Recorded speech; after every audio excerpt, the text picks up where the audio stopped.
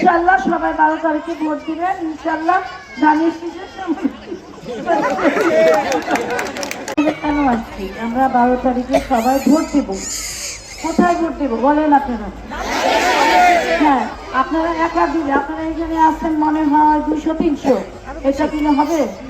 আপনাদের এক একজনে কতজন করে লোক বলে বলে নিয়ে আসতে হবে, বলতে হবে যে ধানের শীষে ভোট দিতে হবে।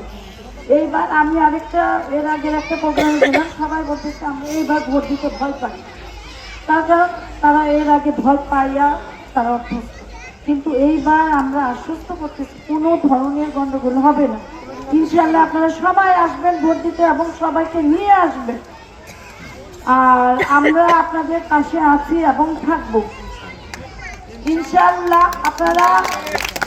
আপনারা সুন্দর মতো 12 তারিখে ভোট দিতে আসবেন, কারো কোনো ভয় নাই ইনশাআল্লাহ। আর আপনারা ভয় পাবেন কাকে?